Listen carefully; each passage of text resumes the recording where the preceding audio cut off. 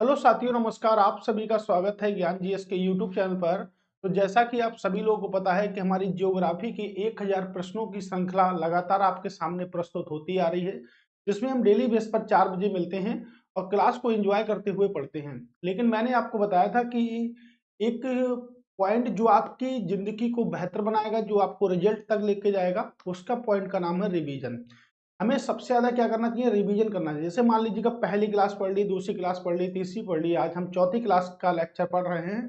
तो इसमें पॉइंट आपका क्या बनता है? पॉइंट ए बनता है कि जो भी पॉइंट आपने रिवीजन के अकॉर्डिंग, यानी कि जो भी आपने पढ़कर जो भी पॉइंट बनाए हैं उन क्लासों का रिवीजन करके आइएगा, जिससे उन क्वेश्चनों में आपकी ज्यादा से ज्यादा मजबूती होगी और नए क्वेश्चन भी हमको पढ़ने को मिलेंगे। ठीक है, तो आज जैसे सभी नए क्वेश्चन होंगे। इससे पहले हमने 3 क्लासें पढ़ी, तो उसमें सबसे जरूरी बात जो है वो क्या है? आपके रिवीजन की। अगर रिवीजन हमारे पास में है तो हम कुछ भी कर सकते हैं। रिवीजन किस में कन्वर्ट हो चुका है? तो रिवीजन आपका, जो हम इंटर में पढ़ते थे होमवर्क, जो इंटर में हम पढ़ते थे होमवर्क, उससे क्या हो चुका है? रिवीजन। अब होमवर्क क्या बन गया है? होमवर्क बन गया है रिवीजन। ठीक है, तो अब हमें रिवीजन करना है, क्योंकि पहले टीचर लोग हमें मारते थे, कुछ भी करते थे, होमवर्क नहीं करके ले आते थे, लेकिन आज कोई मारने वाला नहीं है। तो आज हमने रिवीजन कर दिया। और होमवर्क से काम क्या आता है? रिवीजन से नौकरी ली जाती है। रिवीजन से क्या ली जाती है? नौकरी ली जाती है। तुमको रिवीजन करना है, प्लस ठीक है डिसिप्लिन में रहकर, और हमें दृढ़ निश्चय कर लेना है कि बिल्कुल ज्योग्राफी, इंडियन ज्योग्राफी से जितना भी प्रश्न बनेगा, इंडियन ज्योग्राफी से जितना भी प्रश्न बनेगा, वो सभी प्रश्न हम कर रहेंगे, चाहे कुछ भी हो जाए। अपने प्रश्नों को हम छोड़ने वाले नहीं हैं। तो याद रखिएगा इस बात को कि इंपॉर्टेंट सीरीज जो आपके लिए है वो बहुत ही इंपॉर्टेंट है। ठीक है, एकदम क्वेश्चन आपके लिए जबरदस्त तरीके से यहाँ पर बहुत ही मेहनत करने के बाद में इन क्वेश्चनों को इस तरह से डिजाइन किया गया है कि आपके पेपर में लगातार ऐसे ही प्रश्न पूछे जाए और यही प्रश्न आपके पेपर में लगातार बने।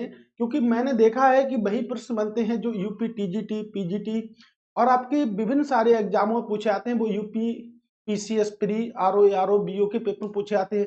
अब जो पीसीएस में पूछे गए क्वेश्चन है वो आपके टीजीटी, पीजीटी वगैरह पूछे आते हैं। यानी कि जो भी आप पढ़ाई यहाँ पर कर रहे हो, जो भी टेस्ट सीरीज यहाँ पर लगातार आपके समक्ष जो प्रस्तुत हो रही है, उसमें एक बात तो बिल्कुल सटीक है कि सबके सब क्या है? प्रीवियस ईयर है। इस बार आरओ का पेपर देखा तो उसमें वही क्वेश्चन थे जो कहीं ना कहीं पीजीटी, टीजीटी में पूछे गए हैं। जैसे संविधान से भी, राजनीतिक शास्त्र से प्रश्न पूछे गए, भूगोल से प्रश्न पूछे गए, हिस्ट्री से प्रश्न पूछे गए। तो आखिर हमको करना क्या है? तो हमको ये करना है कि जितना भी प्रीवियस ईयर आप लगा पाओ। प्रीलिम्स एग्जाम के लिए सिर्फ क्वेश्चनों की तैयारी करनी होती है, मेंस एग्जाम के लिए हमें बहुत सारी तैयारी करनी होती है। लेकिन प्रीलिम्स एग्जाम निकालने के बाद ही हम मेंस दे सकते हैं। तो आज की लाइफ में प्रीलिम्स एग्जाम बहुत सारे लोगों में होता है, इसलिए कट ऑफ थोड़ी ऊपर चली जाती है। तो क्यों ना हम लगातार, जैसे अभी ज्योग्राफी पढ़ रहे हैं, उसी प्रकार से आगे हिस्ट्री को पढ़ेंगे। ठीक है, आगे संविधान को पढ़ेंगे, इकोनॉमिक्स को पढ़ेंगे, एनवायरमेंट को पढ़ेंगे, भारतीय संस्कृति को पढ़ेंगे। ठीक है, इन सभी क्वेश्चनों को जब पढ़ेंगे, साइंस को भी पढ़ेंगे। बहुत सारी क्लासें हमने बताई भी हैं और जितनी बार बताया है उतनी बार क्वेश्चन वहां से फंसे भी हैं। आरओ का पेपर देखिएगा, बहुत ज्यादा 80 क्लासें मैंने पढ़ाई थी और 80 क्लासों में बहुत सारे क्वेश्चन भी आपको मिले हैं। ठीक है, और आप लोग जुड़े भी इसीलिए है कि आपको क्वेश्चन मिलते हैं। तो चलिए, आज का क्वेश्चन है, देखिएगा। ज्योग्राफी को हम मैप से भी पढ़ेंगे, लेकिन अभी जो हमारी श्रृंखला चल रही है टेस्ट सीरीज की बात अगर करें, टेस्ट सीरीज हम इसको मान सकते हैं, तो वो टेस्ट सीरीज आपके लिए बेहद इंपॉर्टेंट है। क्योंकि हमें आपके लिए क्या करना है? हमें आपके लिए बिल्कुल क्वेश्चन की तैयारी करानी है, जिससे आने वाले पेपर में आप 100% सटीक क्वेश्चन कर पाए। ठीक है, तो देखिएगा, उत्तर से दक्षिण दिशा की ओर निम्नलिखित पर्वत श्रेणियों का को व्यवस्थित कीजिए। तो भाई, उत्तर से दक्षिण दिशा की ओर पर्वत श्रेणियों को व्यवस्थित करना है। तो उत्तर की से दक्षिण की ओर, ठीक है, पहले तो हमें ये पता होना चाहिए, हम जब भी इनको सटीक मान सकते हैं जब हमें पता होना चाहिए कि ये पर्वत श्रृंखला जो है ये कहां पर है आखिर। जैसे नल्ला माला जो पर्वत श्रृंखला है वो आपके कहां पर है? आंध्र प्रदेश में है। कहां पर है भाई मेरे? आंध्र प्रदेश में है। ठीक है, अब अगर बात करेंगे नीलगिरी कहां पर है, तो नीलगिरी आपके तमिलनाडु में है। ठीक है, तमिलनाडु में है। ये भी क्वेश्चन आपके पूछे जाएंगे और ये क्वेश्चन आपके मैचिंग करने के लिए पूछा जाता है। अन्नामलई की पहाड़ी कहां पर है? इन्हें अन्नामलाई की पहाड़ी बोलते हैं, केरल में है आपके। और इलायची की पहाड़ियां कहां पर है? तो इलायची की पहाड़ियां भी आपके कहां है? केरल में है। तो देख लीजिएगा, भारत की अगर बात करें, भारत की नॉर्थ से साउथ की जो लंबाई है वो कितनी है आपकी 3214 किलोमीटर है, और ईस्ट से वेस्ट की जो लंबाई है वो कितनी है आपकी 2933 किलोमीटर है। कितना 2933 किलोमीटर। तो वही आपके आगे कि नॉर्थ साउथ ईस्ट और वेस्ट। अगर मैं आपसे पूछूं, पहले क्लास के क्वेश्चन पूछूं कि भारत का सबसे दक्षिणी बिंदु कौन सा है, भारत का सबसे उत्तरी बिंदु कौन सा है, भारत का सबसे पूर्वी कौन सा है, भारत का सबसे पश्चिमी कौन सा है, तो क्या आप बता सकते हैं? आप बिल्कुल बता सकते हैं, 100% बता सकते हैं। अगर आपने पढ़ा है तब आप 100% इसको बता सकते हैं, अन्यथा आप इसको नहीं बता सकते। अन्यथा मैं भी आपसे उम्मीद नहीं करता कि आप बता सकते हैं। ठीक है, तो कुछ इस प्रकार से हम चलेंगे। कहां से चलेंगे? तो देखिएगा, उत्तर से दक्षिण हमें चलना है, तो यहां से लेके हमें यहां तक चलना है। तो सबसे पहले अगर बात करें, आंध्र प्रदेश आपके आ जाएगा, आंध्र प्रदेश के बाद तमिलनाडु आ जाएगा, केरल आ जाएगा, क्योंकि तमिलनाडु आपके कहां पर है? यहां पर है। ठीक है, तमिलनाडु हो गया, और केरल आपके यहां पर है। तो सबसे पहले आपका आ जाएगा, ठीक है, नल्ला माला की पहाड़ियां, यानी कि आंध्र प्रदेश में, यानी कि पहला वाला ही ऑप्शन सही है। तो आपकी अगर बात करें तो ए ऑप्शन तो आपका गलत हो गया। ठीक है, ये ऑप्शन आपका गलत हो गया। उसके बाद तमिलनाडु की तरफ चल देते हैं हम, केरल की तरफ चल देते हैं। तो उम्मीद करता हूं कि ऑप्शन होगा आपका 1 2 3 4। ठीक है, यानी कि चारों पहाड़ियां क्या हैं? सटीक हैं आपके। ठीक है, 1 2 3 4, यही आपका राइट आंसर होगा। ओके, तो समझ में आ गया, ये राइट आंसर है। हम मैपिंग से भी पढ़ेंगे, अभी तो हम मैप क्रिएट नहीं कर पाए यहाँ पर। ठीक है, बाकी उम्मीद करता हूँ कि ये क्वेश्चन आपको समझ में आया होगा। इस क्वेश्चन के थोड़े डिटेल पार्ट में चलते हैं। जैसे अगर हम बात करें नीलगिरी की पहाड़ियों की, अगर बात करें तो नीलगिरी की पहाड़ियां कहाँ पर है? आपके तमिलनाडु में। जहां पर पूर्वी घाट और पश्चिमी घाट आपस में मिलते हैं, वहां पर नीलगिरी की पहाड़ियां बनती हैं। यानी कि पूर्वी घाट और पश्चिमी घाट जहां पर आपस में मिलते हैं, वहां पर नीलगिरी की पहाड़ियां बनती हैं। और नीलगिरी पहाड़ियों पर एक बहुत ही प्रसिद्ध जनजाति रहती है, जिसे कहते हैं टोडा जनजाति। किस जनजाति के नाम से जानते हैं? तो उसे टोडा जनजाति के नाम से जानते हैं। तो नीलगिरी पहाड़ियों पर एक जनजाति रहती है जिसे हम टोडा जनजाति के नाम से जानते हैं, राइट। तो टोडा जनजाति के नाम से जानते हैं। बहुत फेमस क्वेश्चन है, कई बार आज तक एग्जाम में पूछा गया है। ठीक है, अन्नामलाई की पहाड़ियां हो गई, इलायची की पहाड़ियां हो गई, ये सब आपके कहां पर है? केरल में। तो ये चार पहाड़ियां आपके मैचिंग करने के लिए भी पेपर में पूछी जा सकती है कि भाई मैचिंग कीजिए इनको। ठीक है, ये भी याद कर लीजिएगा कि इनकी लंबाई कितनी है, इनका सबसे अंतिम बिंदु कौन सा है। हर क्लास में अलग अलग क्वेश्चनों को पढ़ाया है, कोई भी रिपीटेड क्वेश्चन अभी तक नहीं किया है। और ऐसी हम बहुत सारी क्लासें करने वाले हैं। अभी क्वेश्चनों की संख्या 30 से 31 तक चल रही है, अभी हम 50 से 60 तक करने वाले हैं कि जल्द से जल्द क्वेश्चनों को समाप्त किया जाए और इसी प्रकार नेक्स्ट सीरीज को भी आगे बढ़ाया जाए। ठीक है, अब कश्मीर घाटी की अगर बात करेंगे तो कश्मीर घाटी का प्रश्न बहुत ही ज्यादा इंपॉर्टेंट है, कई बार आता है। कश्मीर की घाटी किन दो पर्वत श्रृंखलाओं के बीच में स्थित है? कश्मीर की अगर बात करेंगे तो कश्मीर में केसर के लिए घाटी है, सैफ्रॉन, केसर, है ना। कहते नहीं दाने दाने में केसर का दम, विभिन्न पान मसाला। लेकिन केसर कितना कॉस्टली है, विभिन्न पान मसाला जो आ रहा है, ठीक है, गुटखा जो आ रहा है, जिसको हिंदी में हम कभी शुद्ध शब्द में गुटखा कहते हैं, है ना। और गुटखा जो भारत में गुटखा जो खाते हैं ना, वो कुछ भी नहीं खाते। क्यों? तो गुटखा अगर खा लिया तो वो थूकते नहीं है, उनसे कुछ पूछते रहते हैं तो ऊ करते रहते हैं। ठीक है, तो गुटखा जो है ना, उसमें क्या होता है? बिमल, बिमल में क्या होता है? केसर, दाने दाने में केसर का दम। सैफरॉन बहुत महंगा होता है, कहाँ पाया जाता है? केसर कश्मीर घाटी में पाया जाता है। तो कश्मीर घाटी में केसर पाया जाता है। ठीक है, कश्मीर वैली, तो भारत में बहुत सारी वैली है। जैसे ये तो कश्मीर घाटी हो गई, एक वैली है जिसे कहते हैं फ्लावर ऑफ वैली, फूलों की घाटी। फूलों की घाटी आपके कहाँ पर है? फूलों की घाटी की अगर बात करेंगे तो फूलों की घाटी आपके उत्तराखंड में है। फिर है आपके एक पिन वैली। देखिएगा, घाटी बहुत इंपॉर्टेंट है। पिन वैली आपके कहाँ पर है? पिन वैली की अगर बात करेंगे तो हिमाचल प्रदेश में है। उसके बाद एक आपके है साइलेंट वैली। देखिएगा, बहुत इंपॉर्टेंट बातें बता रहा हूँ जो आपके लिए कहीं भी मैचिंग करने के लिए आप आ सकती हैं। साइलेंट वैली कहाँ पर है? केरल में है। कहाँ पर है? आपके केरल में है। ठीक है, तो फूलों की घाटी, पिन वैली, साइलेंट वैली, क्या और कोई वैली है? तो बहुत सारी घाटी है। कहते नहीं है कि घाटी तुम्हारी बहुत बड़ी हो चुकी है। तो घाटी अगर बड़ी हो चुकी है तो घाटी क्या होती है? अंदर तक होती है। ठीक है, इसीलिए होता है। अब कश्मीर घाटी की बात अगर करेंगे तो कश्मीर घाटी किन दो पर्वत श्रृंखलाओं के मध्य में है? मुझे तो यही पता कि कश्मीर घाटी पीर पांजल पर्वत श्रृंखला पीर पांजाल जो कि हिमाचल प्रदेश की सबसे बड़ी पर्वत श्रृंखला है, लेकिन है कहां पर? आपके जम्मू कश्मीर में, हिमाचल की। और पीर पांजल और जास्कर पर्वत श्रेणियों के मध्य में है। लेकिन अगर मैं क्वेश्चन की ओर चलूं और उसके ऑप्शन की ओर चलूं, तो यहाँ पर लद्दाख व जास्कर लिखा है, बृहत हिमालय व पीर पांजल लिखा है, बृहत हिमालय व जास्कर लिखा है, काराकोरम और लद्दाख लिखा हुआ है। तो इस प्रश्न में एक चीज तो आप मान लीजिएगा कि जो पीर पांजल जो पर्वत श्रृंखला है, ठीक है, जो पीर पांजल की पर्वत श्रृंखला है, एक बार ये क्वेश्चन जब पूछा गया था कश्मीर घाटी कहाँ किन दो श्रेणियों के बीच में स्थित है, तो क्वेश्चन कुछ इस टाइप का रहा था। ठीक है, ये दो सीढ़ियां मिलेंगी तो इन दो सीढ़ियों के बीच में स्थित है, अन्यथा ये क्वेश्चन आपके किसकी ओर चला जाएगा? अन्यथा ये क्वेश्चन आपके ऑप्शन नंबर बी की ओर चला जाएगा।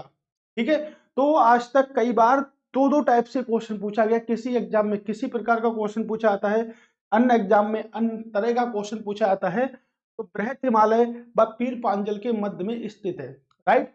ये याद रखिएगा, ये बहुत ही इंपॉर्टेंट, बहुत ही जबरदस्त तरीके से दो प्रकार का मैंने क्वेश्चन बताया है। क्वेश्चन तो एक ही प्रकार का है, लेकिन आंसर इसके दो प्रकार के मैंने आपको बताए हैं। ठीक है, आपके लिए मैं जो क्वेश्चन बता रहा हूं वो बिल्कुल एकदम ऐसे बता रहा हूं कि आपको मजा आने वाला है, कोई भी आपको इसमें छेड़छाड़ी वाली बात हो ही नहीं रही है। ठीक है, तो देखिएगा, जितना मजा लेके, जितना एंजॉय लेके आप पढ़ेंगे, उतना ही जबरदस्त तरीके से मैं आपको पढ़ा पाऊंगा। पूरी इत्मीनान से, पूरी मेहनत से पढ़ा रहा हूं। ऐसे क्वेश्चन आप पहली बार यूट्यूब पे देख रहे होंगे। ठीक है, सब लोग पढ़ाते हैं, लेकिन कोई भी आपको फ्री ऑफ कॉस्ट नहीं पढ़ा रहा है। तो आप उम्मीद है करता हूं कि पूरी की पूरी वीडियो देखिएगा और आप 900 प्रश्नों की श्रृंखला लगाने के बाद में बस ये डिसाइड करिएगा कि क्या मेरे पेपर में आने वाले क्वेश्चन आज तक मुझ पे होंगे, या जो नए आने वाले क्वेश्चन है क्या वो मैं पूरी तरीके से ज्योग्राफी के अगर 15 से 16, 17, 18, 19, 20, 21 जो भी क्वेश्चन पूछे आते हैं, क्या मैं पेपर में कर पाऊंगा। अब आपके लिए कितना बड़ा बेनिफिट है, आरओ एआरओ का एग्जाम, बीओ का एग्जाम और पीसीएस का एग्जाम और ऐसे बहुत सारे एग्जाम जहां पर ज्योग्राफी पूछी जाती है, वहां के लिए आपके लिए श्रृंखला के मोस्ट इंपोर्टेंट नहीं होगी, जो आपके डेली बेस पर 4 बजे पढ़ाई जा रही है। ठीक है, तो देखिएगा, पीर पांच, ठीक है, दो तरीके से मैंने प्रश्न बताया। अगला प्रश्न है कि कौन सा दर्रा कुल्लू घाटी, कुल्लू घाटी कहां पर है? आपके हिमाचल प्रदेश में। कौन सा दर्रा कुल्लू घाटी और भारत के हिमाचल प्रदेश को लाहौल और स्पीति घाटियों से जोड़ता है। अगर मैं बात करूं कि भाई कुल्लू घाटी आपके हिमाचल प्रदेश में है, अभी मैंने बहुत सारी घाटियां पढ़ी थी, तो किसके उत्पादन के लिए प्रसिद्ध है? तो कुल्लू घाटी आपके एप्पल के प्रोडक्शन के लिए, ठीक है, एप्पल के उत्पादन के लिए यानी कि सेब के उत्पादन के लिए प्रसिद्ध है। कौन सी घाटी है आपकी? कुल्लू। ठीक है, कुल्लू वैली किसके लिए प्रसिद्ध है? तो कुल्लू वैली आपके सेब उत्पादन के लिए प्रसिद्ध है। ये याद रखिएगा, किसके लिए प्रसिद्ध है? सेब उत्पादन के लिए प्रसिद्ध है। ठीक है, बनिहाल का दर्रा कहां पर है? तो मैं कह सकता हूं बनिहाल का दर्रा आपके जम्मू एंड कश्मीर में। अमरारेश्वरी का दर्रा कहां पर है? ये आपके केरल में है। रोहतांग का दर्रा कहां पर है? तो रोहतांग का दर्रा आपके हिमाचल प्रदेश में है। और लिपू लेक का दर्रा कहां पर है? आपके उत्तराखंड में है। उत्तराखंड के और सारे भी दर्रे हैं, जैसे नीति दर्रा, माना दर्रा, ये आपके वो दर्रे हैं जो आपके लिए इंपॉर्टेंट है। ठीक है, बहुत आते हैं पेपर में, बहुत आते हैं आपके पेपर में, पूछे जाते हैं मैचिंग करने के लिए, भाई कौन कौन सा सही नहीं है, तो इस पे भी आपका टॉपिक है, परेशान मत होइएगा। परेशानी का कोई भी कारण आपके लिए नहीं बनेगा, किसी भी सब्जेक्ट में नहीं बनेगा, राइट। तो याद रखिएगा। चलिए अब देखते हैं कि कौन सा दर्रा है। तो सबको पता है रोहतांग दर्रे पे कौन सी सुरंग बनाई गई है? अटल सुरंग बनाई गई है। क्या बनाई गई है? अटल सुरंग किस दर्रे पर बनाई गई है? तो आपके रोहतांग दर्रे पर अटल सुरंग आपके बनाई गई है। वही दर्रा है, ठीक है, जो मनाली लेह मार्ग में भी पड़ता है। ब्रह्मपुत्र नदी के संदर्भ में कौन से कथन सत्य हैं या असत्य हैं? ठीक है, कौन से कथन पूछ रहा है भाई, कौन से कथन सही है? ठीक है, कौन से कथन सही हैं, ये बात वो पूछे जा रहा है आपसे। तो सबको पता है कि ब्रह्मपुत्र नदी के संदर्भ में कौन से कथन सही है ना। तो कैलाश पर्वत से निकलती हुई तिब्बत के मानसरोवर झील से निकलती है आपकी कौन सी नदी? ब्रह्मपुत्र नदी निकलती है। ठीक है, रंगो तांगस्पो तिब्बत में इस नदी की प्रमुख दाहिनी सहायक नदी है। बिल्कुल ठीक है। यह सादिया शहर के पश्चिम में अरुणाचल प्रदेश से प्रवेश होकर यह सादिया शहर से पश्चिम में अरुणाचल प्रदेश से होकर भारत में प्रवेश करती है। इस पॉइंट को याद रखिएगा। ठीक है, यह सादिया शहर के पश्चिम में अरुणाचल प्रदेश और असम में आती है ना, अरुणाचल प्रदेश से होकर भारत में प्रवेश करती है। ठीक है, और कहां पर है आपके? असम में है। कहां पर है आपके? असम में। असम में विश्व का सबसे बड़ा नदी द्वीप बना हुआ है ब्रह्मपुत्र नदी पर, इसे कहते हैं माजुली द्वीप। विश्व का सबसे बड़ा द्वीप जो बना है जिसे माजुली द्वीप कहते हैं, कहां पर है? विश्व का सबसे बड़ा नदी द्वीप, लिख लेते हैं, विश्व का सबसे बड़ा नदी द्वीप, विश्व का सबसे बड़ा नदी द्वीप। ठीक है, तो विश्व का सबसे बड़ा जो नदी द्वीप है माजुली, वो किस नदी पर है? आपके ब्रह्मपुत्र नदी पर है। ठीक है, ये सादिया शहर के पश्चिम में अरुणाचल प्रदेश से होकर भारत में प्रवेश करती है क्या? बिल्कुल ठीक है, भारत में ही प्रवेश करेगी। ए ऑप्शन भी आपका एकदम राइट है। ठीक है, ब्रह्मपुत्र नदी तिब्बत के मानसरोवर झील से निकलती है। ठीक है, कैलाश पर्वत श्रृंखला से। और ब्रह्मपुत्र नदी पर असम में विश्व का सबसे बड़ा नदी द्वीप बना हुआ है जिसे कहते हैं, जिसे नाम दिया गया था माजुली का। और विश्व का सबसे बड़ा द्वीप है उसे हम कहते हैं ग्रीनलैंड। विश्व का सबसे बड़ा द्वीप कौन सा है? ग्रीनलैंड है। आप बताइएगा कि हिंद महासागर का सबसे बड़ा द्वीप कौन सा है? तो हिंद महासागर का सबसे बड़ा द्वीप मेडागास्कर है, जो मैंने आपको पढ़ाया है। एक एक क्वेश्चन मैंने आपको पढ़ाया है, हिंद महासागर का पूरा टॉपिक क्लियर करा है, जितने क्वेश्चन आज तक उससे बने हैं। ठीक है, इसकी प्रमुख बाई तट की नदियां सुबनसिरी, कामेंग, मानस और संकोश है। इसकी प्रमुख बाएं तट की नदियां देखिएगा, बाएं तट की नदियां नहीं है, ये किस तट की नदियां हैं? ये दाहिने तट की नदियां हैं। ये कैसी हैं? दाहिने तट की हैं। ठीक है, तो बाएं तट की नदियां क्या हुई? तो बाएं तट की जो नदियां हैं, बाएं तट, तो बाएं तट की नदियां हैं दिहांग। ठीक है, याद रखिएगा। और अगर बात करेंगे तो धनसिरी, सुबनसिरी नहीं, आपके धनसिरी। तो भाई एक सही है, दो सही है, लेकिन तीन वाला क्या है? गलत है। तो तीन वाला गलत है, तो एक और दो सही हैं। तो देखिएगा, केवल एक और दो केवल सही हैं। ठीक है, एक व दो केवल सही हैं। राइट, याद रखिएगा, बहुत ही इंपॉर्टेंट, बहुत ही बेहतरीन तरीके का क्वेश्चन था, जो आपने एकदम अच्छे से इसको स्टडी कर लिया है। ठीक है, चलते हैं नेक्स्ट क्वेश्चन की ओर। भारत और नेपाल के बीच अंतरराष्ट्रीय सीमा को चिन्हित करने वाली नदी है। तो भारत व नेपाल के बीच अंतरराष्ट्रीय सीमा को चिन्हित करने वाली नदी दोस्तों कौन सी है? ठीक है, आपको मैंने पढ़ाया था कि भारत नेपाल के साथ 1751 किलोमीटर की सीमा को स्पर्श करता है। यही तो पढ़ाया था कि भारत नेपाल के साथ 1751 किलोमीटर की सीमा को स्पर्श करता है। लेक्चर नंबर 1, लेक्चर नंबर 2 दोनों में स्टडी मैंने आपको कराया है।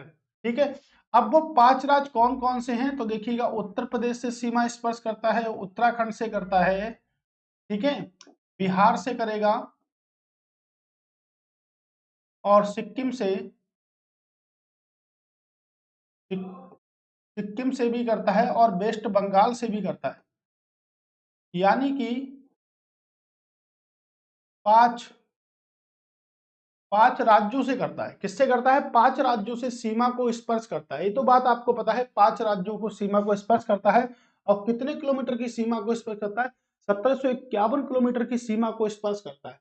और 1751 किलोमीटर की सीमा को स्पर्श करेगा तो इसमें आपके उत्तर प्रदेश के साथ 549 किलोमीटर की सीमा बनाता है।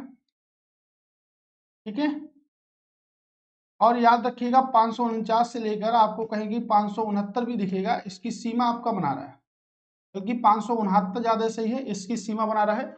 उत्तर प्रदेश के भी कई सारे जिले से बना रहा है, जैसे सिद्धार्थनगर से बनाता है। ठीक है, सिद्धार्थनगर से सीमा बनाता है,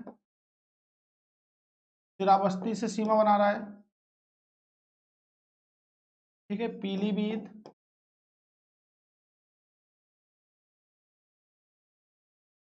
बहराइच,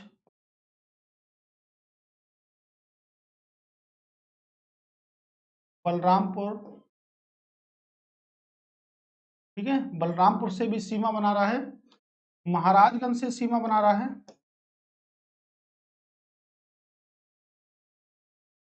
ठीक है। तो आपके 7 जिलों के साथ सीमा बनाता है, किसके साथ सीमा बनाता है?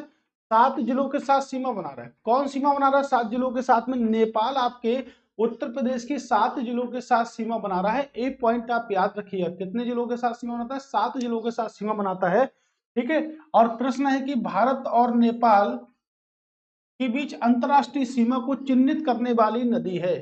गंडक नदी तो नहीं है आपकी, तिस्ता का पावर प्लांट लगा हुआ है आपके सिक्किम में, तो सिक्किम की सीमा तो लगती है, तो क्या निर्धारण कर रही है? तिस्ता नदी नहीं, तिस्ता नदी फिर नहीं कर रही है निर्धारण, ठीक है। कोसी, आपकी कोसी नदी को बिहार का शोक कहते हैं, बिहार का शोक कहते हैं, क्या कहते हैं इसको?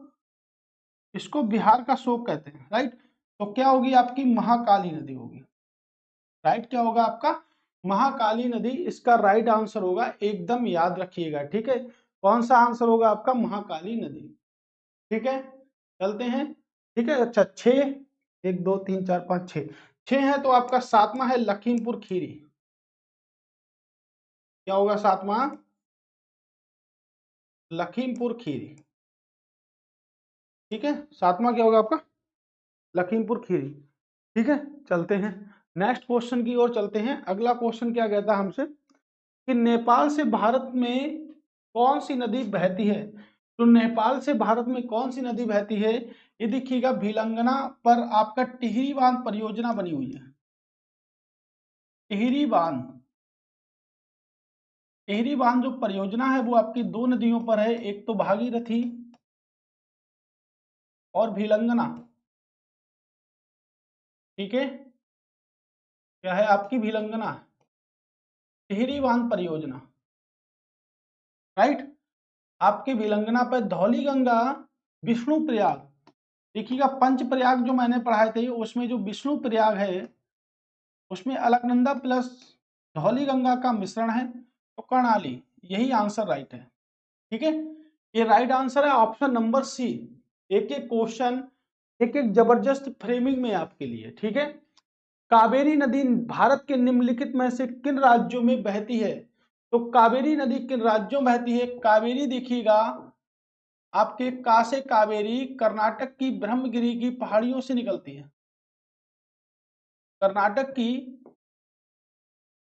ब्रह्मगिरी, ब्रह्मगिरी की पहाड़ियों से निकलती है। कहां से निकलती है भाई? ब्रह्मगिरी की पहाड़ियों से निकलती है। तो कर्नाटक की ब्रह्मगिरी की पहाड़ियों से निकलती है, तो भाई देखिएगा कर्नाटक तो होगा ही होगा। कहां कहां बहेगी? कर्नाटक बाद तमिलनाडु में, कर्नाटक बाद तमिलनाडु में बहेगी। कर्नाटक है नहीं, कर्नाटक है, कर्नाटक है, तीनों में कर्नाटक है, तो ऑप्शन तो छट गया, ठीक है। Option number B. लंबाई की बात करेंगे तो 805 किलोमीटर लंबाई है, ठीक है। क्या कहते हैं? दक्षिण की गंगा कहते हैं, दक्षिण की गंगा कहते हैं भाई, याद रखिएगा। दक्षिण की गंगा किसे कहते हैं? कावेरी नदी को कहते हैं। और दक्षिण गंगा किसे कहते हैं? तो प्रायद्वीपीय भारत की सबसे लंबी नदी जिसे हम गोदावरी के नाम से जानते हैं, प्रायद्वीपीय भारत की सबसे लंबी नदी, प्रायद्वीपीय भारत की सबसे लंबी नदी जिसे हम गोदावरी नदी के नाम से जानते हैं, गोदावरी नदी के नाम से जानते हैं, ठीक है। क्या जानते हैं? गोदावरी नदी के नाम से जानते हैं, उसे दक्षिण गंगा कहते हैं। और दक्षिण की गंगा हम कावेरी नदी को कहते हैं। दक्षिण गंगा हम किसे कहते हैं? कावेरी नदी को कहते हैं। और दक्षिण की गंगा किसे कहते हैं? कावेरी नदी को कहते हैं। दक्षिण गंगा किसे कहते हैं? गोदावरी नदी को दक्षिण गंगा हम कहते हैं, ठीक है। क्या कहते हैं? दक्षिण गंगा कहते हैं, ठीक है। याद रखिएगा, याद रखना बहुत जरूरी है, ठीक है। चलते हैं नेक्स्ट प्रश्न पर। लीजिएगा कावेरी नदी से एक बहुत बड़ा प्रश्न जो कि आपके यूपीएससी एग्जाम में एक बार पूछा गया था, इसलिए ये प्रश्न बहुत ही ज्यादा इंपॉर्टेंट है दोस्तों। तो चलिए शुरू करते हैं इस प्रश्न को। अब कावेरी नदी दक्षिण भारत की एक महत्वपूर्ण व पवित्र नदियों में से एक है ना। कावेरी नदी दक्षिण भारत की महत्वपूर्ण और पवित्र नदियों में से एक है, जो कि तमिलनाडु की सबसे लंबी नदी है। कर्नाटक और तमिलनाडु से होकर, आप देखिएगा यही तो मैंने आपको बताया, इस क्वेश्चन में वो भी दे दिया जो आपको भी पढ़ा है। कर्नाटक और तमिलनाडु से होकर दक्कन के पठार, देखिएगा स्पष्ट किया है दक्कन का पठार हमने आपके लेक्चर नंबर 2 में, दक्कन के पठार तक जाती है। तो कहाँ जाती है? कर्नाटक और तमिलनाडु से होकर दक्कन के पठार तक जाती है। तो इसके बारे में निम्नलिखित में से कौन सा कथन सत्य है? तो इसके बारे में कौन सा कथन सत्य है, यानी कि ये सभी कथन गलत हैं और सिर्फ एक कथन क्या है? सत्य है। ठीक है, तो देखिएगा कावेरी नदी को फिर से समझिएगा, कहां से निकलती है? ब्रह्मगिरी की पहाड़ियों से, ब्रह्मगिरी की पहाड़ियों से निकलती है। और किन राज्यों में बहती है? तो भाई कौन कौन से राज्य हैं? ठीक है, आपके कर्नाटक और तमिलनाडु, कर्नाटक प्लस तमिलनाडु। तो भाई ब्रह्मगिरी की पहाड़ियां क्या पूर्वी घाट में है या पश्चिमी घाट में है? तो कहां पर है? आपके पश्चिमी घाट में।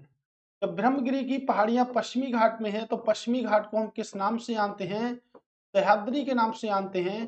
तो ये स्टेटमेंट पढ़िएगा, ये पूर्वी घाट पर्वत श्रृंखला में ताल कावेरी, ये तो बात सही है, ताल कावेरी में उत्पन्न होती है, इतनी बात तो सही है, लेकिन पूर्वी घाट में नहीं, पश्चिमी घाट में विकसित होती है। तो आपका पॉइंट नंबर 1 क्या हो गया? गलत हो गया। देखिएगा ऐसे समझाता है, पॉइंट नंबर 1 आपका गलत हो गया, क्योंकि ये पश्चिमी घाट का हिस्सा है ब्रह्मगिरी की पहाड़ियां, पूर्वी घाट का हिस्सा नहीं है, पूर्वी घाट का हिस्सा नहीं है। शिमोग और उत्तर कन्नड़ जिला सीमा पर स्थित जोग जलप्रपात इसके द्वारा निर्मित है। आपको एक बात बता दूं, जोग जलप्रपात की शिमोग तथा उत्तर कर्नाटक जिला की सीमा पर स्थित जोग जलप्रपात किस नदी पर है? शरावती नदी पर है। किस नदी पर है? शरावती नदी पर है, जो भारत का सबसे ऊंचा जलप्रपात है। क्या किस नदी पर है? शरावती नदी पर है। तो ये भी पॉइंट आपका क्या हो गया? गलत हो गया। हेमवती नदी इसकी सहायक नदियों में से एक है, कबानी नदी इसकी सहायक नदियों में से एक नहीं है। तो कबिनी तो नहीं है, ये तो नहीं है, ठीक है, नहीं नहीं, ये भी है आपके, नहीं है लिख गया, तो नहीं है मतलब ये भी है, तो ये गलत हो गया, गलती का ही निशान लगेगा।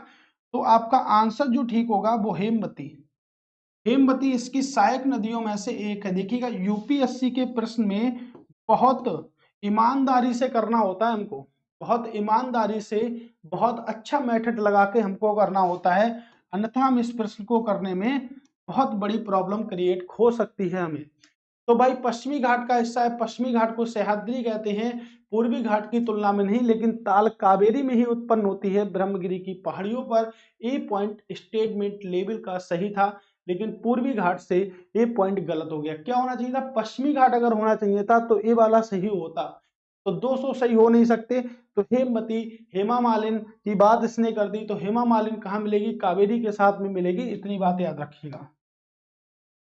अब लीजिएगा पश्चिमी घाट के संदर्भ में बात आ गई है। अब पश्चिमी घाट को तो अभी पढ़ा, पश्चिमी घाट को किस नाम से जानते हैं? तो पश्चिमी घाट को सह्याद्री के नाम से जानते हैं। अब पश्चिमी घाट बहुत विकसित है पूर्वी घाट की तुलना में, यानी कि एक पश्चिमी घाट है और एक पूर्वी घाट है। तो विकसित कौन सा घाट है? पश्चिमी घाट ज्यादा विकसित है, जैव विविधता के लिए भी प्रसिद्ध है। तो पहला शायद यही होगा कि पश्चिमी घाट तुलनात्मक रूप से ऊंचाई में अधिक होते हैं और पूर्वी घाट की तुलना में अधिक सतत होते हैं। मैंने क्या कहा कि पश्चिमी घाट ज्यादा विकसित है पूर्वी घाट की तुलना में। तो ये पॉइंट वही है कि पश्चिमी घाट तुलनात्मक रूप से ऊंचाई में अधिक और पूर्वी घाट की तुलना में अधिक सतत होते हैं। उनकी औसत ऊंचाई लगभग 1500 मीटर है और इनकी ऊंचाई दक्षिण से उत्तर की ओर बढ़ रही है। यह तापी नदी से कन्याकुमारी तक विस्तृत है। ऊपर दिए गए निम्नलिखित कथनों में से कौन सा कथन सही है और कौन सा कथन सही नहीं है, ये भी पॉइंट हो सकता है। फिलहाल इसमें सही पूछा है हमसे। तो देखिएगा, पश्चिमी घाट तुलनात्मक रूप से ऊंचाई में अधिक होते हैं, बिल्कुल अधिक होते हैं। किसकी तुलनात्मक रूप से? पूर्वी घाट के तुलनात्मक रूप में। भाई देखिएगा, कमजोर नहीं है। यूपीएससी 2017, यूपीपीसीएस 2019 में पश्चिमी घाट से क्वेश्चन पूछा गया था। क्वेश्चन सरल नहीं है, स्पष्टीकरण इसका बिल्कुल अच्छा होने वाला है। ठीक है, अब देखिएगा, पॉइंट को देखिएगा। ठीक है, पॉइंट को चलिए देखिएगा कि भाई पश्चिमी घाट तुलनात्मक रूप से ऊंचाई में अधिक होते हैं, तो ए स्टेटमेंट भी याद रखिएगा। अधिक होते हैं तो बिल्कुल अधिक होते हैं, और पूर्वी घाट की तुलना में अधिक सतत होते हैं, तो पूर्वी घाट की तुलना में अधिक सतत भी होते हैं, ये भी पॉइंट सही है। उनकी औसत ऊंचाई लगभग 1500 मीटर है, बिल्कुल है, जिसकी ऊंचाई दक्षिण से उत्तर की ओर बढ़ रही है। देखिएगा, दक्षिण से उत्तर की ओर बढ़ रही है, एक पॉइंट हजम नहीं हो पाया। उत्तर से दक्षिण की ओर बढ़ रही है। ठीक है, तो उत्तर इधर होगा और दक्षिण इधर होगा। उत्तर से ही बढ़ेगी, दक्षिण से नहीं बढ़ेगी, तो ये स्टेटमेंट तो गलत हो गया। यह तापी नदी से कन्याकुमारी तक विस्तृत है, तो तापी नदी से कन्याकुमारी तक विस्तृत है, तो ए पॉइंट सही हो गया। यानी कि 1 और 3 वाला क्वेश्चन सही है, केवल 1 और 3 सही है। ठीक है, तो तापी नदी जो होती है, तापी नदी से लेकर कन्याकुमारी तक विस्तृत है। उत्तर से दक्षिण बढ़ेगा, दक्षिण से उत्तर नहीं बढ़ेगा। अब आप देखिएगा, दक्षिण से उत्तर कैसे बढ़ सकता है? नॉर्थ, साउथ, ईस्ट और वेस्ट। ठीक है, उत्तर से क्या बढ़ेगा? दक्षिण की ओर बढ़ेगा। ठीक है, याद रखिएगा इस बात को। अब अगर बात करें तो देखिएगा, पश्चिमी घाट बहुत अधिक विकसित है। वो नदियां जो होती है वो आपके दो से निकलती है, एक तो पूर्वी घाट से और आपके पश्चिमी घाट से। तो पश्चिम की ओर बहने वाली सबसे लंबी नदी कौन सी है? पश्चिम की ओर बहने वाली सबसे लंबी नदी नर्मदा नदी है। और नर्मदा नदी एक ऐसी नदी है, ताप्ती नदी एक ऐसी नदी है जो डेल्टा का निर्माण नहीं करती। क्या बनाती है? एस्चुरी बनाती है। डेल्टा का निर्माण नहीं करती, क्या बनाती है? एस्चुरी बनाती है। और सभी नदियां क्या करती हैं? डेल्टा का निर्माण करती हैं। ठीक है, तो पश्चिम की ओर बहने वाली सबसे लंबी नदी नर्मदा नदी है। कई बार क्वेश्चन पूछा गया है, आगे मैं भी आपको ये क्वेश्चन पढ़ाऊंगा फिर से। अब देखिए, जलोढ़ मृदा के बारे के संबंध में कौन से कथन सही हैं? जलोढ़ मिट्टी। अब देखिएगा, मिट्टी की बात हम करने लगे हैं, ठीक है, मृदा की बात करने लगे हैं, तो मृदा की बात कर लेते हैं। तो अगर हम सबसे पहले बात करें, स्टडी ऑफ सॉइल क्या होता है? क्या होता है? स्टडी ऑफ पेडोलॉजी, यानी कि मृदा का अध्ययन पेडोलॉजी कहलाता है। विश्व मृदा दिवस कब मनाते? तो 5 दिसंबर को विश्व मृदा दिवस मनाते। भारत में सबसे ज्यादा जो मिट्टी पाई जाती है उसको हम कहते हैं जलोढ़ मृदा। क्या कहते हैं उसको? हम जलोढ़ मृदा कहते हैं। दूसरी जो मिट्टी पाई जाती है उसे हम क्या कहते हैं? काली मृदा कहते हैं। और तीसरी जो मिट्टी पाई जाती है उसे हम क्या कहते हैं? तो उसे हम लेटेराइट कहते हैं। ठीक है, लाल मृदा भी पाई जाती है आपकी। फिलहाल ये आप याद रखिएगा। इसमें सबसे ज्यादा जो हिस्सा है वो आपका 43.4% हिस्सा है किसका? जलोढ़ का। जलोढ़ जो होती है वो दो प्रकार की होती है, एक तो खादर होती है और एक बांगर होती है। बांगर पुरानी मिट्टी को बोलते हैं, खादर नई मिट्टी को बोलते हैं। ठीक है, तो मुझे लगता है कि ये मिट्टी भारत के भूभाग के लगभग 14% भाग में पाई जाती है। सही कथन का विचार कीजिए। यह मिट्टी भारत के भूभाग के लगभग 14% भाग में पाई जाती है। 14% भाग में नहीं, अभी तो बताया कितने, 43.4% भाग में पाई जाती है। इस मिट्टी में फास्फोरिक अम्ल थोर मात्रा में, प्रचुर मात्रा में पाया जाता है। तो बात सही है, फास्फोरिक अम्ल पाया जाता है प्रचुर मात्रा में। इस मिट्टी को रेहे, रुथर तथा चौपन के नाम से जाना जाता है। मिट्टी जो रेहे होती है, थुर होती है, इसे लबड़ीय या क्षारीय मिट्टी कहते हैं। लबड़ीय ये क्षारीय मृदा कहते हैं, या तो लवणीय बोल सकते हैं इसको, या हम क्षारीय बोल सकते हैं। यह मिट्टी उपजाऊ नहीं है, तो ये मिट्टी तो पूरी तरीके से उपजाऊ है, ये भी गलत है, ये भी गलत है। ऑप्शन आपका बी वाला बिल्कुल सही है, ऑप्शन आपका बी वाला एकदम राइट है, एकदम करेक्ट आंसर है बी वाला। तो बी वाले की ओर चलिएगा और 7 करोड़ रुपए जीतिएगा बी वाले से, ठीक है। निम्नलिखित में से कौन सी मिट्टी भारत में दूसरी सबसे ज्यादा पाई जाने वाली मिट्टी का प्रकार है? अभी तो बताया भारत में दूसरी सबसे अधिक मात्रा में कौन सी मिट्टी पाई जाती है, तो कौन सी आपके, ठीक है, काली मिट्टी पाई जाती है। किसके लिए उपयुक्त होती है? कपास की खेती के लिए, कपास की खेती के लिए सबसे ज्यादा प्रयोग होती है, कपास की खेती के लिए, ठीक है। याद रखिएगा कपास की खेती के लिए सबसे ज्यादा होती है। कहां मिलेगी आपको? महाराष्ट्र के क्षेत्र में मिलेगी, गुजरात के क्षेत्र में मिलेगी आपको कपास, कॉटन, ठीक है, याद रखिएगा। भारत में दूसरी। नेक्स्ट प्रश्न पर चलते हैं। अगला प्रश्न क्या कहता है हमसे कि भारत की काली कपासी मृदा का निर्माण किसके अपक्षय के कारण हुआ है? भूरी वन मृदा, बद्री ज्वालामुखी चट्टान, ग्रेनाइट बसिल्ट सेल्ट और चूना पत्थर। इस क्वेश्चन को आपके एक बड़े लेवल के एग्जाम में पूछा गया था, यूजीसी नेट के एग्जाम में पूछा गया था, तो इसका आंसर आप लोग यही रखिएगा। देखिए कितना कठिन क्वेश्चन था।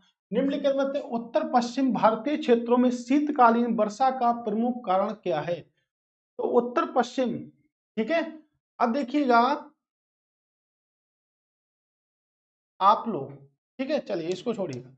उत्तर पश्चिम क्षेत्रों में वर्षा का मुख्य कारण क्या है? भारत में सबसे ज्यादा वर्षा कहाँ होती है? सबको पता है भारत में सबसे ज्यादा वर्षा जो होती है मासिन राम में होती है।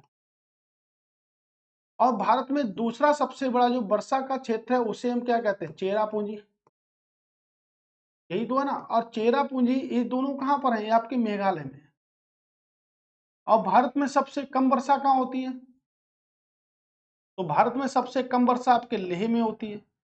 भारत का सबसे शुष्क क्षेत्र कौन सा है? जैसलमेर है, तो लेह और जैसलमेर में होती है। ये कहां पर है? ये आपके लेह यानी कि जम्मू कश्मीर यानी कि लद्दाख ही बोले अब इसको हम। और जैसलमेर आपके कहां पर? राजस्थान में है, ठीक है। अब पूछा है कि भारत में शीतकालीन जो वर्षा होती है, भारत में शीतकालीन जो वर्षा होती है वो किसके कारण होती है, उसका मुख्य कारण क्या है? तो देखिएगा भारत में लौटते हुए मानसून, जो लौटते हुए मानसून होते हैं उनको हम क्या कहते हैं? तो उनको हम भूगोल की भाषा में निर्वर्तन कहते हैं। इसके कारण होती है, तो देखिएगा पश्चिमी विक्षोभ होगा इसका आंसर। ये अभी लास्ट ईयर आपकी यूपी पुलिस में पूछा गया प्रश्न है, ठीक है। यूपी पुलिस में देखिएगा बलहन प्रश्न की श्रृंखला में पूछा गया था ये प्रश्न, जो कि आपके लिए बेहद बेहद बेहद इंपॉर्टेंट है, ठीक है। तो किसके कारण होगी? पश्चिमी विक्षोभ के कारण होगी, ठीक। किसके कारण होगी? पश्चिमी विक्षोभ के कारण आपके होगी। तो याद रखिए शीतकालीन वर्षा का मुख्य कारण है आपका पश्चिमी विक्षोभ, ठीक। अभी देखिएगा अभी और प्रश्न बनेगा। पश्चिमी विक्षोभ के बारे में कौन सा कथन सही है? भाई डिटेल पार्ट में क्यों नहीं बताया? ये बात तो आप लोग बोल रहे हैं, लेकिन अब देखिएगा ना, अब पश्चिमी विक्षोभ को हम डिटेल में ही पढ़ लेते हैं, ठीक है। पश्चिमी चक्रवाती गड़बड़ी सर्दियों के महीने के मौसम की घटनाएं हैं जो भूमध्य सागरीय क्षेत्र में कम प्रभाव द्वारा लाई जाती हैं। देखिएगा पश्चिमी चक्रवाती गड़बड़ी से सर्दियों के महीनों की मौसम की घटनाएं हैं जो भूमध्य सागरीय क्षेत्र में सबसे कम प्रभाव द्वारा लाई जाती हैं, सबसे कम प्रभाव द्वारा लाई जाती हैं। यह तूफान अतिरिक्त ट्रॉपिक चक्रवात हैं, ट्रॉपिक चक्रवात हैं। यह गड़बड़ी आमतौर पर बादल वाले आसमान, रात के तापमान और असमान बारिश से जुड़ी होती हैं। यह गड़बड़ी आमतौर पर बादल वाले आसमान, रात के तापमान और असामान्य बारिश से जुड़ी होती हैं। क्या बात सही है? क्या तीनों के तीनों पॉइंट बिल्कुल ठीक हैं, या कोई भी पॉइंट बिल्कुल ठीक नहीं है? ठीक है, तो पश्चिमी विक्षोभ का एक क्वेश्चन यूपीएससी के पेपर का है भाई, ठीक है, ध्यान रखिएगा। और आपका जो राइट आंसर होगा वो 1 2 3 सब सही है, ठीक है। तो आपसे पश्चिमी विक्षोभ के बारे में देखिएगा। निम्नलिखित निम्नलिखित में से कौन सा शब्द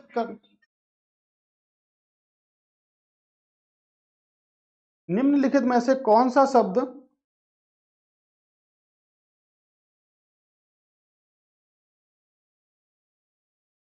ठीक है, कौन सा शब्द कर्नाटक पठार के पठारी भागों को दर्शाता है? कर्नाटक पठार के पठारी भागों को दर्शाता है, कौन सा शब्द ऐसा है? तो मालनाड। ठीक है, याद रखिएगा, यही दर्शा रहा है। आर्थिक मूल्य और सुगम संदोहन की दृष्टि से अति महत्वपूर्ण वन है, तो कौन सा वन है आपके? ठीक है, शंकुधारी वन होते हैं इसमें, और शंकुधारी वन को हम टैगा वन भी कहते हैं। अंतरराष्ट्रीय वन दिवस की बात करेंगे तो अंतरराष्ट्रीय वन दिवस 21 मार्च को बनाते हैं, ये इंपॉर्टेंट पॉइंट है। ठीक है, याद रखिएगा कौन से वन होंगे? तो शंकुधारी वन। भारत में भी शंकुधारी वन पाए जाते हैं, एशिया महाद्वीप में भी शंकुधारी वन पाए जाते हैं। वन लाइनर प्रश्न है, तो लगातार बने रहिएगा इन प्रश्नों पर। अगला प्रश्न आपसे क्या कह रहा है? तो भाई कहने को तो बहुत कुछ कह रहा है, लेकिन प्रश्न बहुत छोटा है कि निम्नलिखित में से वह कौन सी फसल है जो भारत में लेटेराइट मिट्टी में नहीं उगाई जाती है? कौन सी फसल ऐसी है जो लेटेराइट मिट्टी में नहीं उगाई जाती है? बताइएगा कौन सी फसल ऐसी है भाई। ठीक है, आपकी फसल की बात करेंगे, फसल आपकी जबरदस्त होनी चाहिए, क्योंकि लेटेराइट मिट्टी भारत में बागवानी फसलों के लिए जानी जाती है। बागानी फसलों या बागवानी फसलों के लिए जानी जाती है। ठीक है, बागवानी बागवानी फसलों के लिए जानी जाती है।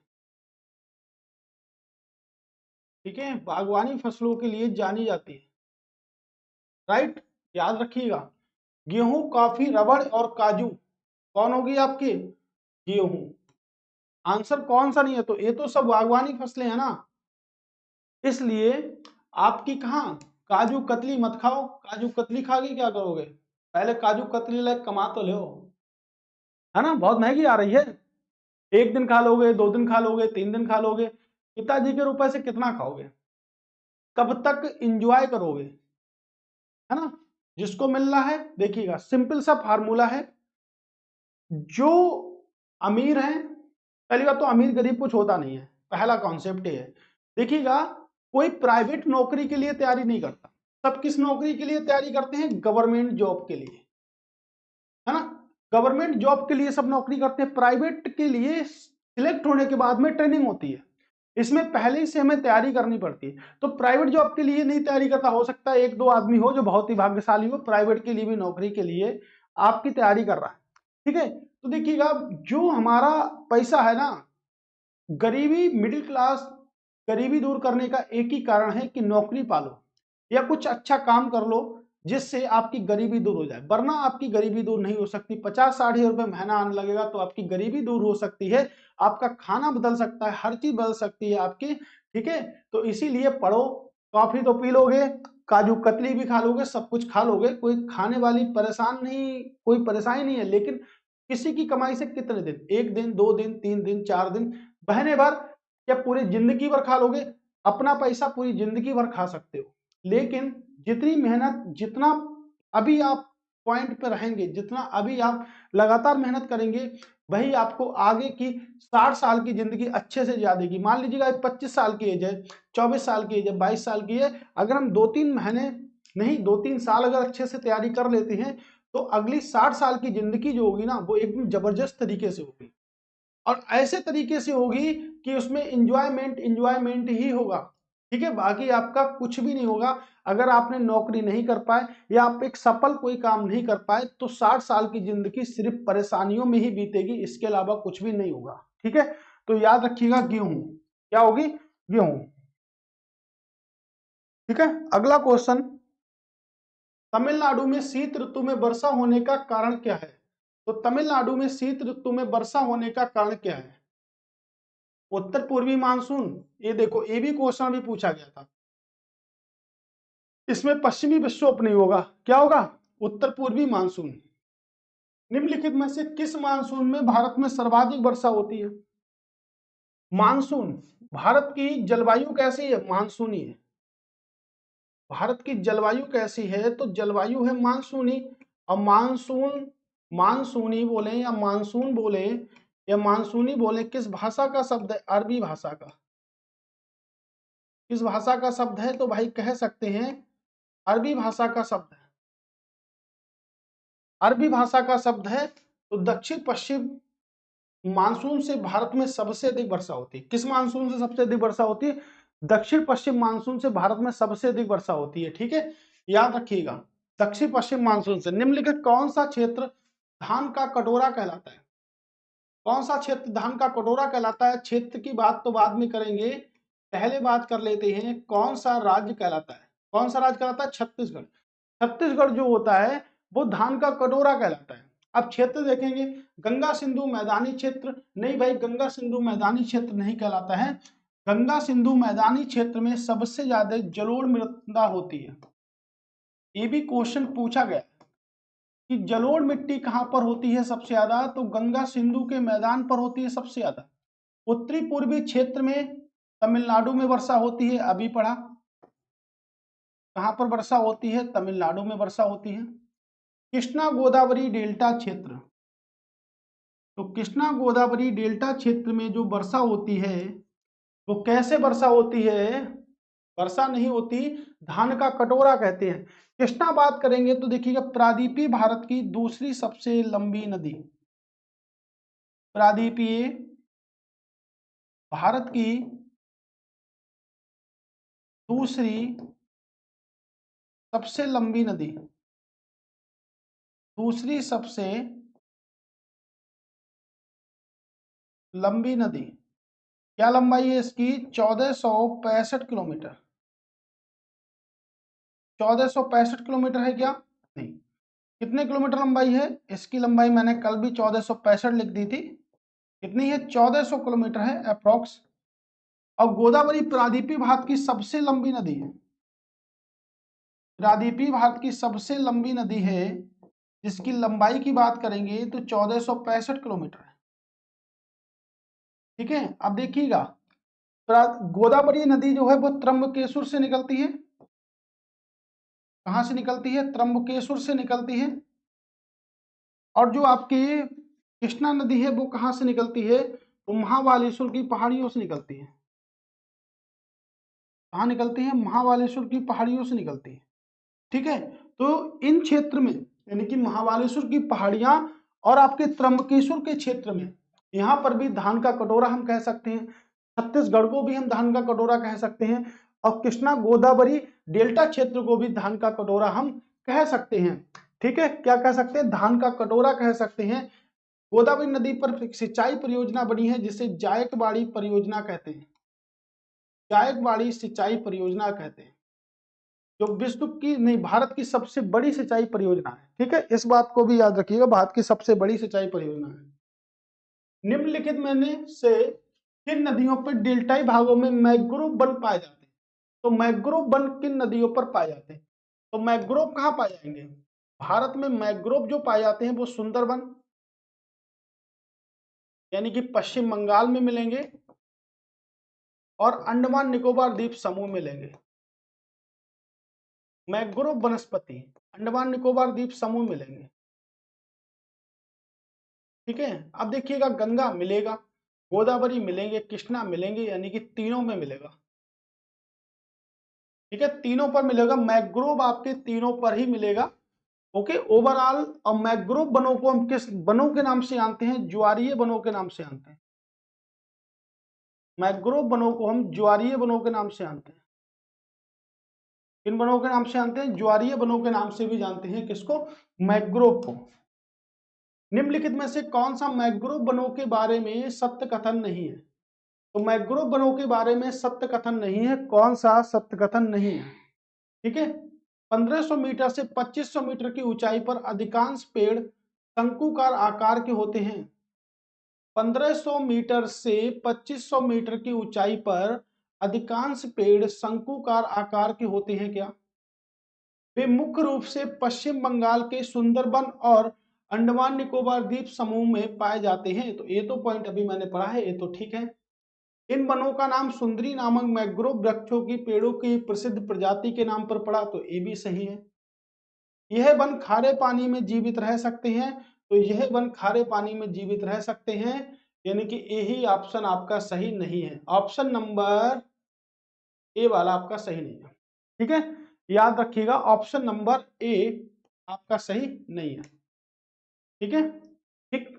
नेक्स्ट क्वेश्चन, भारत के निम्नलिखित क्षेत्रों में किस में मैंग्रोव सदापर्णी वन और पर्णपाती वनों का संयोजन है? तो किन क्षेत्रों में है? ठीक है, तो किन क्षेत्रों में है? उत्तरी तटीय आंध्र प्रदेश, दक्षिण पश्चिमी बंगाल, दक्षिणी सौराष्ट्र, अंडमान निकोबार द्वीप समूह। अंडमान निकोबार द्वीप समूह। ठीक है, अंडमान निकोबार द्वीप समूह। भारत में आमतौर पर ज्वारीय वनों को क्या कहते हैं? अभी तो मैंने बताया ज्वारीय वनों को किस वंश के नाम से जानते हैं? मरुस्थलीय वन। अब देखिएगा, पहाड़ी वन नहीं, शुष्क वन नहीं, आर्द्र भूमि वन या ज्वारीय वनों को हम क्या कहते हैं? मैंग्रोव वन कहते हैं। आर्द्र भूमि दिवस कब मनाते हैं? तो 2 फरवरी को वेटलैंड दिवस, आर्द्र भूमि दिवस मनाते हैं। आर्द्र मतलब होता है नमी, तो जहां पर वर्षा हमेशा होती रहती है वहां क्या होते हैं? मैंग्रोव होते हैं। भाखड़ा नागल परियोजना राज्यों की एक संयुक्त उद्यम परियोजना है, क्या कारण है इसका? पंजाब, हरियाणा, राजस्थान, उत्तर प्रदेश। तो भाई भाखड़ा नागल परियोजना आपके सतलज नदी पर है। किस नदी पर है? आपके सतलज नदी पर है भाखड़ा नागल परियोजना। किन राज्यों में है? तो आपके पंजाब में है, हरियाणा में है, राजस्थान में है। 1 2 3 1 2 3, तो केवल 1 2 3 में है। कुछ करने के लिए है क्या? कितने अच्छे अच्छे प्रश्न हैं जो आप आराम से कर सकते हो, कोई भी इसमें परेशानी वाली बातें है नहीं। मुझे तो नहीं लगता कि कहीं पर भी कोई भी परेशानी इसमें हो। देखिएगा, शुरुआत में बड़े बड़े क्वेश्चन होते हैं, लास्ट में आते आते छोटे छोटे क्वेश्चन होते हैं, जिससे उम्मीद करता हूं कि 1 घंटा 10 मिनट 15 मिनट 20 मिनट तक हमारी क्लास समाप्त हो जाए, जिससे आपकी डेली स्टडी का रूटीन जो चल रहा है कि 1 घंटा करना है सर, 2 घंटा करना है, 3 घंटा करना है, तो जितने घंटे नहीं, सिर्फ 1 घंटे से लेके 1 घंटे 15 मिनट तक क्लास की समाप्ति अच्छे तरीके से कर देते हैं। अगर इसी क्लास पे आप नोट्स बनाते घूम रहे हैं, नोट्स बना रहे हैं, तो आपको टाइम हो सकता है 2.5 घंटे। तो 2.5 घंटे में आपको बेनिफिट कितना मिलेगा कि जो भी चीजें हैं हमारे पास में, उन सभी चीजों को हम अपनी कॉपी में नोट कर सकते हैं। मुझे तो उम्मीद है कि मैंने आपको बताया था कि जैसे ही हमारी टेस्ट सीरीज कंप्लीट होती है, जैसे ही आपकी टेस्ट सीरीज कंप्लीट होती है, और हमें इस नंबर पर अभी ही व्हाट्सएप कर लीजिएगा आप लोग। ठीक है, तो जो भी आपको मिलेगा पूरी तरीके से, ठीक है, जो भी आपको मिलेगी, जो इसके क्वेश्चन, जो क्वेश्चन अभी हम पढ़ रहे हैं ना, 116 हो गए मान लो। अब 116 क्वेश्चन बाद जब हमारे 900 क्वेश्चन हो जाएंगे, तब पूरी की पूरी ज्योग्राफी आपको फ्री ऑफ कॉस्ट दे दी जाएगी व्हाट्सएप ग्रुप पर, और आपके बुक के फॉर्मेट में दे दी जाएगी, जिससे आप लोगों ने जो पढ़ा है, तो आप देखिएगा कि 900 में से हम ज्योग्राफी के कितने प्रश्न सही कर चुके हैं, और उनकी आपकी आंसर कुंजी भी दी जाएगी। आंसर कुंजी तो फिलहाल है ही, लेकिन उसके साथ में भी आपकी रखी जाएगी। ठीक है, ये याद रखिएगा। अब देखिएगा तो कौन सा नहीं है इसमें? उत्तर प्रदेश आपका गलत हो गया। ठीक है, उत्तर प्रदेश इसमें शामिल नहीं है आपका, और उत्तर प्रदेश अगर इसमें शामिल होता तो इस संयुक्त परियोजना में उत्तर प्रदेश भी शामिल होता। तो सतलज नदी तो उत्तर प्रदेश के साथ कहीं से कहीं तक सीमा बना ही नहीं रही है, और जब सतलज नदी उत्तर प्रदेश के साथ कहीं से कहीं तक की सीमा अगर बना नहीं रही है, तो वो सतलज नदी आपके उत्तर प्रदेश में तो पुरानी हो चुकी है, बहुत सारी है ना। तो क्या होगा? सतुद्री बोलते हैं इसको, है ना। क्या बोलते हैं इसको? सतुद्री के नाम से इसको हम जानते हैं। तो ऐसे पंजाब में अगर बात करें तो 5 नदियां होंगी पंजाब में, और पंजाब में अगर 5 नदियां होंगी, ठीक है, तो उसमें हर नदी का क्या है? पुराना पुराना नाम है। जैसे रावी नदी का भी पुराना नाम है, सतलज का भी पुराना नाम है, ठीक है, झेलम का भी पुराना नाम है। और आपके अगर मैं बात करूं तो 5 नदियां पूरी तरीके से कंप्लीट हैं, ठीक है। और आपके अभी अगर भाखड़ा नागल की बात करूं तो हिमाचल प्रदेश में अंतर्गत पहुंच भी चुका है, हिमाचल प्रदेश में भी इसका पॉइंट बन चुका है। ठीक है, तो इसकी बात भी आप याद रखिएगा अच्छे से। चलते हैं, नेक्स्ट प्रश्न क्या कहलाता हमारा कि हिमालय की दून घाटियां किसके बीच में स्थित है? अब देखिएगा, हिमालय की जो सबसे ऊंची पर्वत श्रृंखला है तो माउंट एवरेस्ट है आपके। हिमालय की जो सबसे ऊंची जो पर्वत श्रृंखला उसको हम क्या कहते हैं? तो उसको माउंट एवरेस्ट के नाम से जानते हैं। और माउंट एवरेस्ट जो है वो आपके नेपाल में स्थित है। कहां पर स्थित है? आपके नेपाल में स्थित है माउंट एवरेस्ट। तो हिमालय की दून घाटियां किसके बीच में स्थित है? बृहत्तर हिमालय और लघु हिमालय, बृहत्तर हिमालय और काराकोरम पर्वत श्रृंखला लघु हिमालय, और शिवालिक पर्वत श्रृंखला लघु हिमालय और काराकोरम। तो कौन सा आपका सही है? Option number C. Option number C, लघु हिमालय और शिवालिक पर्वत। ठीक है, क्या होगा? लघु हिमालय और शिवालिक पर्वत इसका राइट आंसर होगा। वेरी वेरी मोस्ट इंपोर्टेंट है हिमालय को लेकर। ठीक है, ये डायरेक्टली क्वेश्चन आपके पेपर में पूछे जाएंगे। बल्लाहन प्रश्न है तो आप बल्लाहन की तरह ही इनको याद कर लीजिएगा, ज्यादा मेहनत मत करिएगा। जो डिटेल पार्ट में बताए हैं वही। अब देखिएगा, ये प्रश्न इतना गजब का आया है और ये प्रश्न आपके कई सारे एग्जामों में अभी तक पूछा गया है। यूपी पीसीएस में पूछा गया है, यूपी एआरओ में पूछा गया है।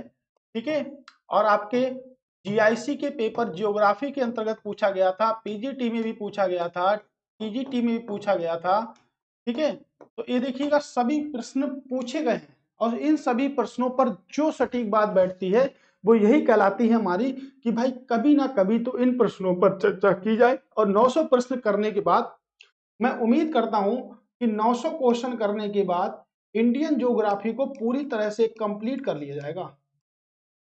इंडियन ज्योग्राफी को पूरी तरह से कंप्लीट कर लिया जाएगा 900 क्वेश्चन करने के बाद, और आपको टेस्ट सीरीज के माध्यम से वो सभी क्वेश्चन उपलब्ध करा दिए जाएंगे इस नंबर पर व्हाट्सएप करने के बाद। ठीक है, आपको वो सभी क्वेश्चन उपलब्ध करा दिए जाएंगे दोस्तों जो आपके यहाँ पर बनेगा। ठीक है, तो देखिएगा, अनुदैर्ध्य घाटियां हैं जो यूरेशियन प्लेटो और भारतीय प्लेटो से टकराने पर बलित पर्वतों के परिणाम स्वरूप बनती हैं। तो कौन सी है आपकी? दून। क्या है आपके?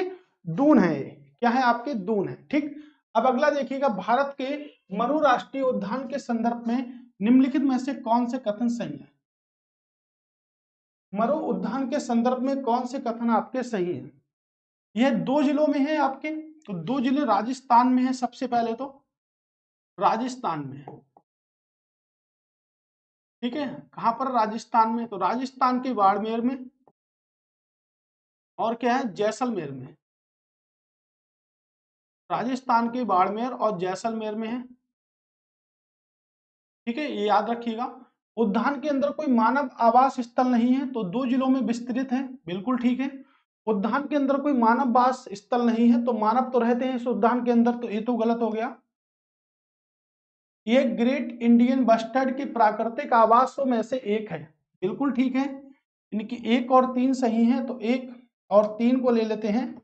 1 और 3। ठीक है, 1 और 3 राइट आंसर। 1 और 3 इसका राइट आंसर है दोस्तों, याद रखिएगा। 1 और 3। ठीक है, कौन कौन सा है? 1 और 3। तो मरु आपके यानी कि मरुस्थल नेशनल पार्क की बात कर रहे हैं, राजस्थान में 2 जिलों में है, जैसलमेर और बाड़मेर में। और आपके प्राकृतिक आवास आवास पहले इसमें नहीं था, लेकिन अब प्रमुख रूप से इसमें आ चुका है, तो अभी लोग प्राकृतिक रूप से इसमें रहते भी हैं।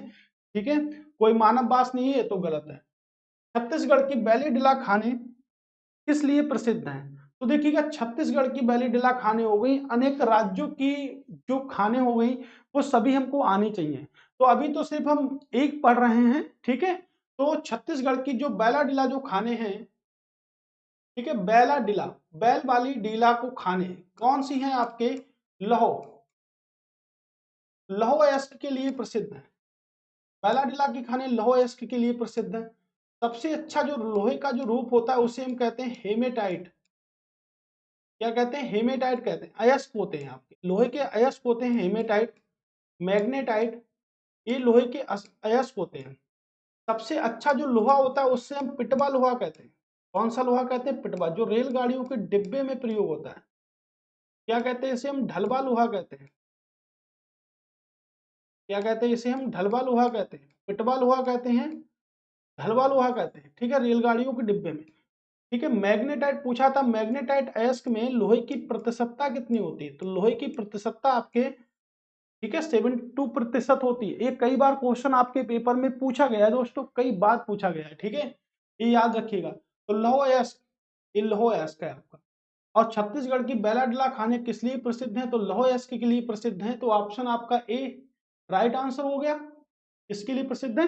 बैलाडीला की जो खाने हैं, छत्तीसगढ़ की, बैलीडीला नहीं, बैलाडीला की जो खाने हैं वो आपके लौह अयस्क के लिए प्रसिद्ध है। और लौह में सबसे अच्छी किस्म का जो लोहा होता है उसे हम पिटवा लोहा कहते हैं। ढलवा लोहा उससे बेकार किस्म का होता है। ठीक है, और हेमेटाइट, मैग्नेटाइट इसके अयस्क। निम्नलिखित कथनों पर विचार कीजिए। तो निम्नलिखित कथनों पर विचार करिएगा और विचार एकदम जबरदस्त तरीके से अच्छा होना चाहिए। ठीक है, निम्नलिखित कथनों पर विचार। राजमहल उच्च भूमि वाले लावा के प्रभा निरपेक्ष से बनी है। तो राजमहल की पहाड़ियों की बात की जा रही है। राजमहल उच्च भूमि लावा के प्रवाह के निरपेक्षों से बनी है।